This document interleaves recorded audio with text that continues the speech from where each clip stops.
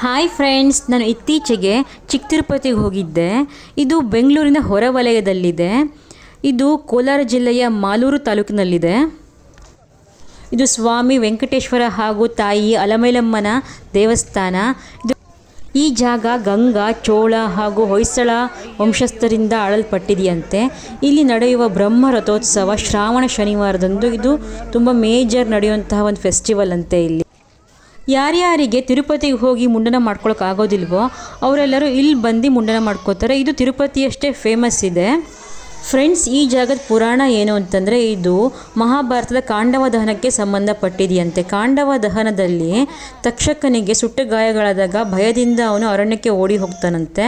ಹಾಗೂ ಕೋಪದಿಂದ ಅಗ್ನಿ ಮೇಲೆ ಶಾಪ ಹಾಕ್ತಾನಂತೆ. ಅಗ್ನಿ ತನ್ನ ಶಾಪದಿಂದ ವಿಮುಕ್ತಿ ಹೊಂದೋಕ್ಕೆ ಇದೇ ವಿಷ್ಣುವನ್ನು ಬೇಡ್ಕೊಂಡು ಇಲ್ಲೇ ಒಂದು ತಪಸ್ಸು ಮಾಡಿದ್ನಂತೆ. ಮತ್ತೊಂದು ಪುರಾಣದ ಪ್ರಕಾರ ಗ್ರಾಮದ ಹೆಡ್ ಇರ್ತಾರಲ್ಲ, ಅವನು ಒಂದು ಜಾಗದಲ್ಲಿ ದೇವಸ್ಥಾನ ಕಟ್ಟಬೇಕು ಅಂತಿರ್ತಾನಂತೆ. ಬಟ್ ಆ ವಿಗ್ರಹ ಕ್ಯಾರಿ ಮಾಡಬೇಕಾದ್ರೆ ಈ ಜಾಗದಲ್ಲಿ ಗಾಡಿ ಮುರಿದು ಬೀಳತ್ತಂತೆ. ಸೊ ಇಲ್ಲೇ ದೇವಸ್ಥಾನ ಕಟ್ಟುವಂತಹ ಒಂದು ಆಶೀರ್ವಾದ ಆಗತ್ತಂತೆ ದೇವರಿಂದ.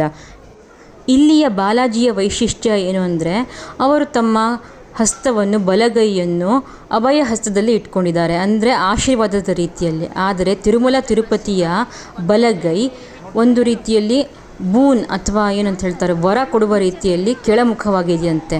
ಸೊ ಇದು ಡಿಫ್ರೆನ್ಸು ಎರಡೂ ಒಂದು ದೇವರ ವಿಗ್ರಹದಲ್ಲಿ.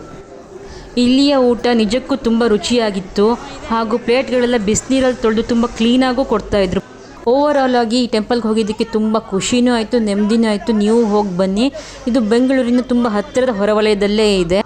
Support me friends by subscribing to my channel. Thank you.